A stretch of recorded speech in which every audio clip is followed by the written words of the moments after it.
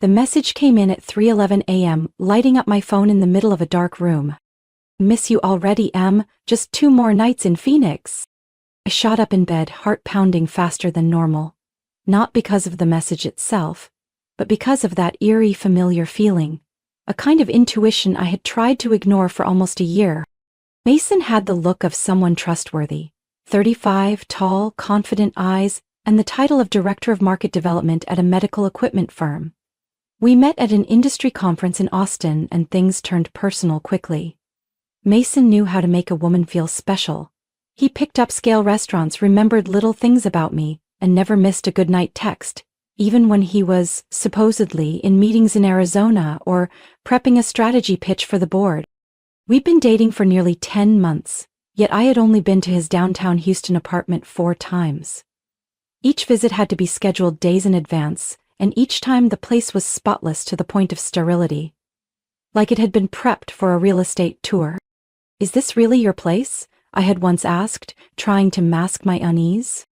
"Yeah, but I'm hardly ever here," he replied casually, "mostly traveling for work, or heading home on the weekends." Home? I'd never been invited. Never met his friends, never seen a single clue of his real life beyond the polished dinners and sweet-sounding words. His social media wasn't any more reassuring. No check-ins, no tags. Just a few posed headshots, a couple of work events, and an Instagram feed that was practically all landscapes and motivational quotes. I'd been suspicious for weeks, but every time I came close to confronting him, Mason had a way of steering the conversation elsewhere. A small gift, a perfectly timed text, or just a simple "I miss you" that disarmed me. Until early this morning, staring at that glowing message in the dark, I realized I couldn't lie to myself anymore. Something was off, and I needed the truth. I opened my laptop, fingers trembling slightly as I typed, "Texas Public Property Records." I vaguely remembered Mason mentioning he grew up in Clear Lake Shores, a small town about 40 minutes outside Houston. I didn't expect much, but after a few filters, one name popped right out. Mason W. Langford. A 2-story house at 17 South Shore Drive. I held my breath and clicked for details. Owner: Mason W. Langford and Jennifer K. Langford. Co-owners. Mailing address matched the property. Scrolling down to utility records. Electricity, water, trash. All under Mason and Jennifer's names. The ground felt like it vanished beneath me. My throat tightened. My heart raced. Jennifer Langford. Not a sister. Definitely not his mother. I knew exactly what this meant. I rushed into the bathroom and gripped the sink. Cold water splashed on my face did nothing to clear my head. The woman staring back at me in the mirror looked like someone who had sleepwalked into a wall of truth. I looked like I was wearing a mask. Smart, independent, suspicious. Yet I had spent nearly a year believing a man living a double life. I whispered to myself, "You know what you have to do." Nothing was coincidental. The work trips, the eerily clean apartment, the ghost-like social accounts. The emptiness every time he left. I grabbed my phone and pulled up months of texts, call logs, emails.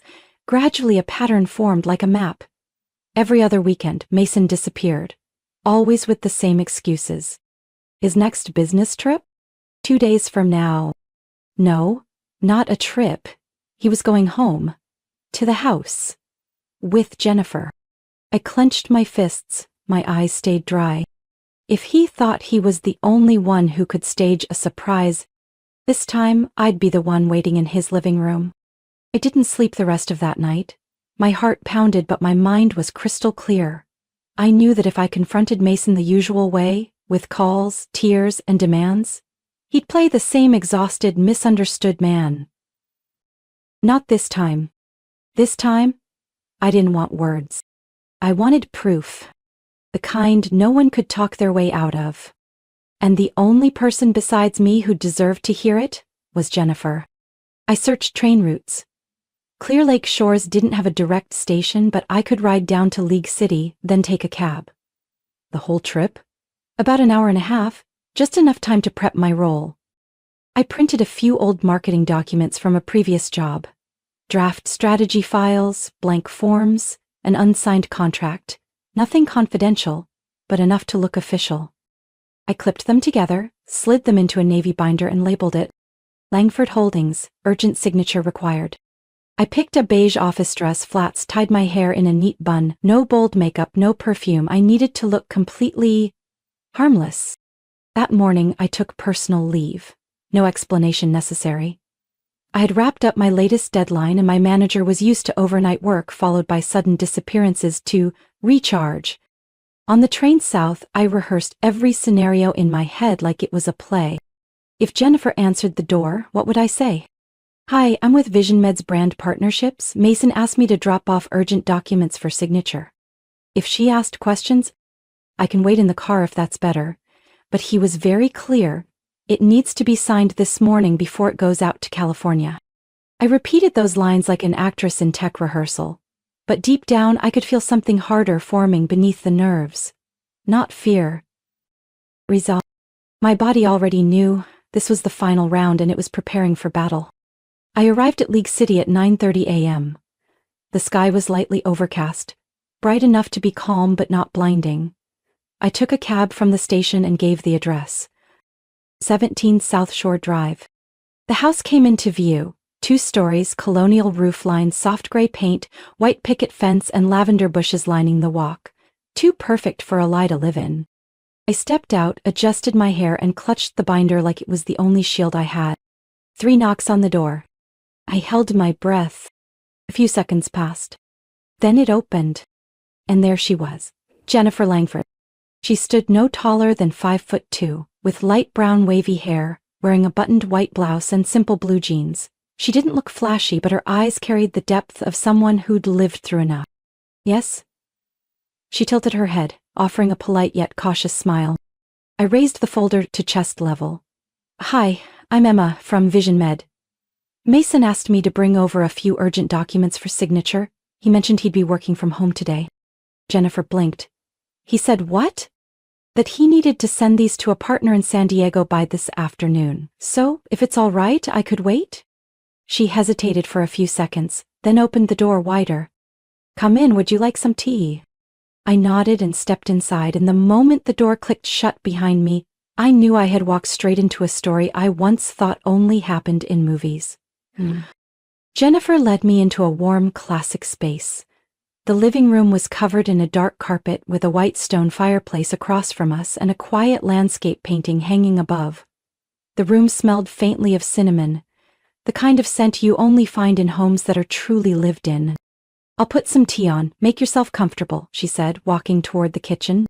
I placed the folder on the coffee table in front of me, my eyes scanning the room out of instinct. I wasn't trying to snoop, but the truth was everywhere, laid out in plain sight.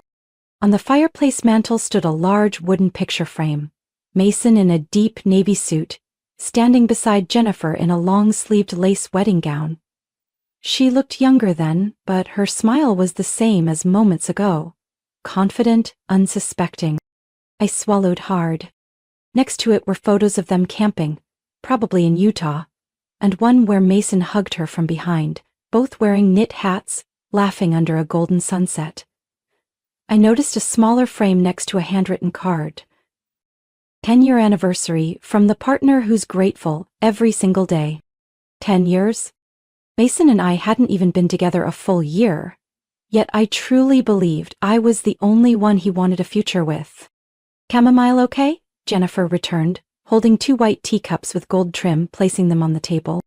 That's fine, thank you. I gave a small nod, trying to keep myself steady. So which department are you with at VisionMed? She asked, sitting down. Mason rarely talks about work at home, so it's a bit surprising to hear someone from his office. I'm on the West Coast Partnerships team, I lied quickly. I only started a few months ago. That's probably why I haven't heard. He's pretty private. But I know he really values his colleagues, she said with a warm smile. Completely unaware she was sitting across from the woman her husband kissed goodbye just 3 days earlier. I raised the teacup to my lips, hoping my hand wouldn't shake. Jennifer continued. He said he was in Phoenix on business, but he's definitely coming back today. Every time he travels, he calls and says how much he misses being home. It's kind of a routine at this point. I nearly choked. Phoenix? 3 days ago, Mason told me he was flying to Seattle for a regional strategy meeting. He even sent me a picture of a conference room with a whiteboard, which now in hindsight was probably old. Jennifer stood up and walked over to a small table near the window. She flipped through a wall calendar, her finger brushing gently over neatly written notes in blue ink. Anniversary dinner, May 14th. Check fertility consult, June 2nd. Weekend at Lake Travis tentative? I kept my face still. I had once asked Mason about having kids. He stroked my hair and said, "Not yet. Too much going on right now." Now I understood. He already had a life in motion. A wife, a plan for children, and I was just a branch, an add-on to a tree of lies he'd carefully cultivated. Jennifer returned to her seat, still smiling gently. "You live in Houston?" "Yes. Midtown, near Buffalo Bayou Park." "Oh, that's really close to the office. Mason always complains about the hour-and-a-half drive from Clear Lake." I let out a quiet, bitter laugh. I used to wonder why he never let me pick him up at home or drop him off at the airport. Now, everything fit. This wasn't his hometown like he claimed. This was his real home. With slippers by the door, a woman's shoe rack that fit perfectly, and a wedding photo proudly displayed like a silent declaration. I've belonged to someone for a long time. I tightened my grip on the folder resting on my lap. When I heard the garage door open from the back of the house, something in my chest stilled, like water gone flat just before the storm. Jennifer looked up. "That must be Mason." She stood up, cheerfully walking toward the hallway. I remained seated, back straight, eyes fixed on the stillness that had just been ripped open by the sound of an engine. I heard the door open, then footsteps, the clatter of keys hitting a tray, and after that, dead silence. "Babe?" Mason's voice caught in his throat as he stepped into the living room, his eyes landing on me like he'd just seen a ghost from his past. Jennifer smiled, unaware, and said, "Emma brought some urgent documents for you to sign." Mason stared at me, face pale, lips trembling. I lifted the teacup and spoke with steady calm. "Hi, Mason." Surprised? He froze in place at the doorway, eyes locked on me as if he'd stepped into a waking nightmare. The suit he wore was still perfectly pressed, his navy tie knotted with care. Too much care for someone who'd supposedly just gotten home from a work trip. In his hand was a black laptop case, the same one I saw next my bed less than a week ago. "Ernez, Emma, he stammered, voice noticeably weaker. Jennifer turned to look at him, then at me, confusion wiping the smile from her face. "You two know each other?" I placed the cup on the table, slowly stood up and turned to face Mason. My voice was clear. "Know each other? We've been in a relationship for almost a year. I thought you were in Phoenix." No one said a word. Only the ticking wall clock filled the air like a countdown to detonation. Jennifer blinked. "What?" Mason looked from me to his wife, his grip on the laptop case visibly shaking. "Jen, I can explain." I cut in. "He told me he was single, that he lived alone in an apartment downtown, that he needed time to focus on his career before settling down. And he also said," my voice cracked slightly, "that he loved me." Jennifer took a half step back. Her hand knocked over the teacup she was holding, sending it crashing to the tiled floor. The sound shattered the air, like a sudden jolt of pain bursting into the room. Mason moved forward, reaching for her, but she recoiled. "No, don't touch me. I need you to explain. Right now." "Jen, I didn't mean for it to get this far. Mason faltered, glancing at me, then back at his wife, clearly calculating who to lie to first. I took a step forward, eyes locked on him. "You told me your parents died when you were in college, that Thanksgiving made you feel empty because you had no family." Jennifer held her breath. "Mason, what is she talking about? You just called your mom 3 days ago." I just didn't want to talk about personal stuff with an outsider." "Outsider?" I let out a short laugh. "The outsider you took on a weekend trip to Galveston? The outsider you said you wanted to move in with?" Jennifer collapsed into a chair, clutching her head. "How long?" "I met him last October," I answered for him. "Almost 11 months, and not a week went by without a text from him saying he missed me." "Emma, don't make it sound like I wasn't serious." I turned sharply to him, my voice ice cold. "Serious? When you brought me to the apartment I thought was yours, did you think about Jennifer? When you told me not to call on Saturday nights because you were prepping a presentation, were you actually having dinner with your wife? Mason's face turned white. He opened his mouth but no sound came out. Jennifer looked up, eyes red but her voice terrifyingly calm. You told me you weren't ready for kids because of work stress, remember that? Mason slowly nodded. And at the same time you were planning a future with another woman? He said nothing. I looked at him one last time, a wave of pity and rage crashing inside me. I don't need an apology, I just want you to answer, truthfully, in front of both of us. Was there ever a moment when you were actually serious about me? He stayed silent. Jennifer whispered, more to herself than anyone else. You don't need to answer, silence is already an answer. A soft breeze slipped in through the cracked window, gently stirring the white curtain behind us. For a few seconds, the room froze. No escape left from the raw truth that hung heavy between us. I quietly reached down and picked up the folder from the table. Mason stepped toward me. Emma. I turned, calm but firm. My name is Emma Miller. I don't work for Vision Med. I wasn't here to get a contract signed. I'm the woman you deceived, just like you've been deceiving your wife all these years. Then I turned to Jennifer, no longer angry, only sincerely empathetic. I'm sorry. I didn't know. But I figured you deserved to. Jennifer gave a faint nod, still clutching her chest like holding herself together. And Mason? He just stood there, like a statue, caught between two women who had once believed in him completely. The doorbell rang. All three of us, Jennifer, Mason, and I, turned toward the hallway. Jennifer's eyes were still swollen, but her voice was steady, even cold. Did you invite someone else over today? Mason shook his head, breath heavy. But the guilt in his eyes made the answer meaningless. Jennifer walked to the door. I remained still, my hand lightly gripping the edge of the folder that now served no purpose other than being a prop in this dramatic unmasking. A voice rang out from outside. Hi, I'm Bailey, Mr. Mason's assistant. He asked me to bring over some documents from the office. I caught the word, the same one Mason had mentioned countless times. The one who used to message me back when I called late at night. The one who once said, my boss is in a meeting, even though the background music was classic jazz. Jennifer turned to look at Mason, her lips pressed tight. She said nothing to me, simply opened the door wider. Bailey stepped in. A woman in her mid-20s, dressed in a gray pencil skirt, her brown hair neatly tied back, holding a black leather bag and a stack of documents. Is Mr. Mason home? She asked, scanning the room. Then her eyes landed on me. Her stomach twitched. I saw it clearly. The flicker of recognition in her face. Like she was staring at someone she'd seen before. But not here. Bailey turned awkwardly toward Mason, her expression shifting. No longer professional, no longer the assistant delivering papers. Mason? She said, this time more softly. Jennifer gently closed the door behind her. Looks like you and my husband know each other too, huh? Bailey set the documents on the table, her arms hanging at her sides, her face pale. I'm sorry. I didn't know he was still living with his wife. I looked at Mason. He avoided the eyes of all three women in the room. What did he tell you? Jennifer asked, her voice calm. Bailey swallowed. That they've been separated for over a year?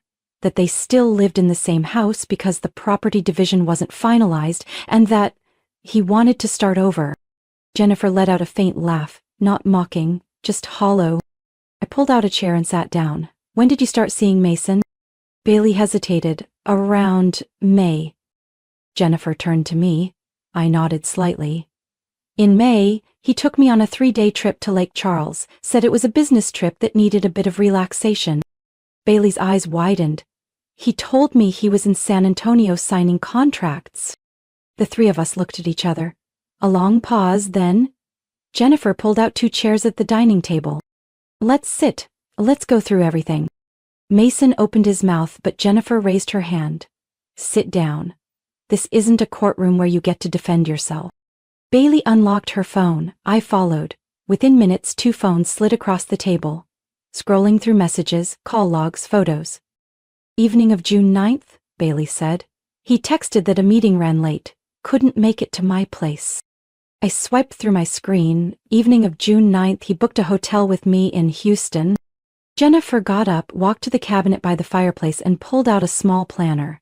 That day, she flipped it open, he said he'd be home late for an end-of-quarter meeting at the office, so I brought dinner to his study. Bailey exhaled.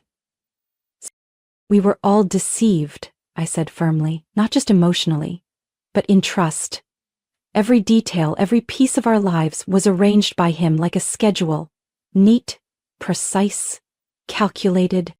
Jennifer clutched the planner tighter. I used to think I knew this man. I believed him when he said, I just need time. Bailey looked up, eyes red. He said he'd introduce me to his family once things settled down. I looked at Mason, just like when you told me, I don't want to go public too soon because I want to protect what we have. Jennifer stepped toward Mason, her gaze like a blade. And what about me? What was I in your master plan? The housekeeper? The investor? Or the first one you'd deny if it all blew up? Mason said nothing. The only thing he could manage was to lower his head, hands trembling in his pockets, not a single excuse left that didn't reek of lies. We, 3 women who hadn't known each other an hour ago, now sat at the same table, not sharing memories but stitching together pieces of the same deception. The air in the room was thick with silence as we realized. Mason had lived 3 parallel lives, like a man managing project teams. I was about to stand up when my eyes caught the black leather briefcase Mason had left on a side chair near the door. The gold-embossed company logo shimmered under the light. Part of a document stuck out. I didn't touch it, but Jennifer had reached her limit. You made me look like a fool, she said, walking swiftly toward the case. We co-signed our accounts, Mason. Don't think I have no right to touch this. She unlocked it. Mason lunged forward, grabbing her arm. Jen, don't. Bailey stood up abruptly. What are you hiding? I stepped closer, my voice firm. Let her go. Jennifer yanked hard, finally pulling the briefcase out of Mason's grip. She flung it open on the table. Inside was a stack of financial records, some bank letters, and one set of statements clearly labeled Joint Checking, Jennifer K. Langford and Mason W. Langford. Jennifer flipped through the pages, her eyes widening as she read the transactions. Mason, she said, stunned. You've been withdrawing $2,000 every month and sending it to something called Westview Holdings? We don't have any investments under that name. Mason hesitated. It's a private savings account for a startup project. I leaned in for a closer look. One line read clearly, Recurring Task Force, Avalon Apartments, $2,200 per month. My stomach dropped. Avalon is the apartment complex he's taken me to multiple times. Said it was the place he rented between business trips. Told me the company covered it. Jennifer looked up, her eyes now burning red but dry. And you used our money to pay for that? Mason snatched at the paper, but I was quicker. I pulled out my phone. You should take photos of all of this, I said to Jennifer. Now's not the time to show mercy. Bailey pulled out her phone too. I want copies. He promised me equity in that startup if I left my current job. If it's all a lie, I need proof. Jennifer snapped each page one by one, her movements cold and precise. Then she turned and walked over to a drawer near the fireplace. When she came back, she was holding a small voice recorder. Remember this, she said, placing the device on the table and pressing record. You used to practice presentations with it. Now it's my turn. Mason took a step back. You've lost your mind. I've never been clearer, Jennifer replied. Now tell me, how much money did you pull from our joint account to fund that secret life? It wasn't for me alone, Mason tried weakly. Then for who? For Emma? For Bailey or someone else? Jennifer's voice turned ice cold. I spoke up, each word sharp. If you don't tell us, the court will make you. Mason looked around like a cornered animal. You 3 can't gang up on me like this. I have rights. You have the right to remain silent, Bailey cut in, but we have evidence, and my lawyer is going to be very interested in those promises you made. Jennifer picked up her phone and opened her banking app. I'm freezing the joint account and calling my father. He's a senior manager at this bank. Any transfers made after today will be blocked. I'm on the title of this house, Mason shouted. You can't. So am I, Jennifer replied without flinching. And I have documentation showing misuse of marital assets, according to Clause B in the prenuptial agreement. You signed it yourself. This behavior could result in forfeiture of your ownership in a divorce. Mason's face went pale. I stepped closer, my tone calm but resolute. There's no one left here for you to manipulate. Everything you built on lies is crumbling. Bailey looked Mason straight in the eye, her voice steady now. I've saved every message you ever sent, every promise, every time you asked for account info to invest. Jennifer stopped the recording.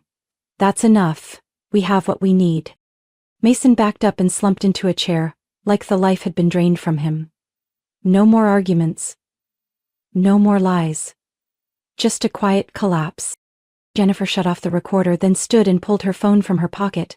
Her voice wasn't loud, but every word landed like the final nails in a coffin Mason could no longer escape. If you're not out of this house within 5 minutes, she said, I'll call your mother. And then your office. Jen, you don't have to do this, Mason pleaded, his voice cracking as if still clinging to some hope. Don't have to? Her laugh was hollow and chilling. You lived 2 lives, 3 lives, maybe more, and you think you still deserve leniency? He stepped toward her, both hands reaching out in desperation. I know I messed up, but we can. There is no we, she cut him off. The moment you used my money to fund your lies, you ended this marriage. I stood up, my eyes never leaving Mason. I once loved this man. Once believed his silences came from work pressure. Turns out, they were voids filled with guilt, masked by carefully timed smiles. As for me, I said, I won't be needing to see you again. Emma, please, don't leave like this, he turned to me, clinging to his last thread. You ended it, Mason, I replied calmly. I just hadn't realized it yet. Bailey stood in silence for a moment, then pulled a small USB drive from her bag. I backed up all our office conversations. Every time you emailed confidential files to your personal account. I'll be sending everything to my lawyer. Bailey? Mason could barely breathe. You didn't just betray love, you let lies bleed into business. And you forgot I'm not a fool. Jennifer opened the door. The air outside was sharp and cold. Mason Langford, you have 2 minutes. He stood frozen. No more excuses, no more defenses. I'm changing every lock today, Jennifer continued. And I'm filing for divorce this week. The joint bank account has been frozen. Call your lawyer if you want, but with what I've got, I doubt you can still afford one. No one laughed. Every word was a hard truth, immovable. I grabbed my bag and walked out of that house without looking back. The late afternoon light slanted across the steps, and lavender still drifted from the fence. I realized I had once dreamed of a home like that, of a man like that. I never thought both would turn out to be illusions. I stepped to the curb just as the Uber I'd ordered 30 minutes earlier pulled up. Before getting in, I turned back toward Bailey. She nodded. Thank you for coming. If you hadn't, I probably wouldn't have snapped out of it. It wasn't because of me, I said. It's because we deserve the truth. She gave a small smile, just enough to let me believe she would be okay. That evening, when I returned to my apartment in Houston, I didn't turn on the lights right away. I sat on the sofa, phone in hand, staring at a thread full of Mason's messages. No apologies, just muddled half-explanations, half-pleas. I deleted them all. The next day I got a message from Jennifer. I changed all the locks. Lawyer appointment on Monday. Thank you for everything. I replied with a short line. You're stronger than you think. And when I opened my laptop to finish some leftover work, I knew one thing for certain. I had stepped out of that darkness with a calm Mason would never know again. 6 months later, I got an email from Jennifer. The subject line held only 3 words. Update if you care. I opened it while sitting in my usual coffee shop near Eleanor Tinsley Park, the spot where I like to work on company reports after hours. Yeah. It's finally over. The court approved every divorce request and awarded me the bulk of our assets. The house, the remaining savings, even the SUV Mason secretly tried to transfer to his cousin. All of it was added to the list of things he had to give up to avoid trial. I paused, exhaled. Not because I pitied Mason, but because it was strange. How someone who once seemed in control of everything could collapse so quickly when exposed to the light. Gomez lost his job too. Turns out Bailey wasn't the only one who kept emails and documents. HR confirmed a few questionable expenses tied to misuse of client entertainment funds. They didn't fire him immediately, but put him on unpaid leave. A month later he resigned. I remembered that flash of panic in Mason's eyes when Jennifer mentioned his company that day. Now I understood. Men like him aren't afraid of being left. They're afraid of being exposed. Bailey enrolled in a forensic accounting program. Can you believe it? She said if she had to go through pain, she might as well turn it into a skill. I smiled. Bailey had been the youngest among the three of us, yet she'd always had this sharp intuition. Maybe this was her way of turning ruin into a shield. Not for revenge, but protection. For herself, and for other women too. As for me, I sold the house, moved into an apartment complex near downtown Houston, closer to my parents, the public pool, and the gym I always dreamed of having time to use. Closer to the little things. And, if your offer still stands, I'd love to have coffee. I typed back a short reply. Coffee sounds perfect. See you this Saturday. We met on a fresh April morning at a rooftop cafe overlooking the Houston skyline. The air was cool, the sun still gentle, and steam curled from the latte in front of me. Jennifer arrived 2 minutes late, her hair shorter than I remembered, her eyes no longer guarded but calm, like someone who had finally loosened a knot that had choked her for a decade. You look different, I said, smiling. Different good? She asked, voice light but grounded. Better, and lighter. We talked like two women who had been through the storm and come out whole, though changed. There was no need to mention Mason anymore, no judgment. We simply shared stories about work, the books we were reading, and the places we hoped to visit. I thought I'd never be able to trust anyone again, I admitted. I used to be afraid of myself, Jennifer said, afraid that I'd become foolish without even realizing it. But then I learned something. Trusting isn't the mistake. Trusting the wrong person is. As we got ready to leave, she reached into her bag and pulled out a small box wrapped in brown craft paper. I got this for you. I opened it to find a silver compass pendant strung on a delicate chain. I have one just like it, Jennifer said, pulling a matching chain from beneath her collar. I had them made as a pair. To remind myself that even if we get lost along the way, we can always find our direction again, from within. I clasped the chain around my neck, feeling the cold pendant rest against my skin. Thank you, I whispered. Not just for this, but for not shutting me out, on a day when it would have been easy to see me as the wrecking ball. Ma, Jennifer looked at me, you opened the door I was most afraid to face. And sometimes the truth doesn't show up to destroy, it shows up to set us free. We hugged before leaving the cafe, no more words needed. That evening, when I returned home, I took off the necklace and placed it on the bedside table next to the journal I use whenever emotions swell too high. I looked at it for a long time, not because I felt regret, but because I knew, deep down, this wasn't the end. This was the beginning. And this time, the compass guiding me was mine, no one else's. Emma's story is a powerful reminder that while truth can hurt, it can also be the beginning of freedom. In real life, many people remain stuck in relationships built on lies, out of fear of being alone, or hope that someone will change. But like Emma, when we choose to face it, to walk away and place our trust in ourselves, we reclaim our direction. No one can steer our lives if we hold tight to the compass within. Our courage, our intuition, and our true worth. What are your thoughts on Emma's choice and how each character faced the truth? Share your reflections in the comments below, and don't forget to follow the channel for more powerful real-life stories about family and healing.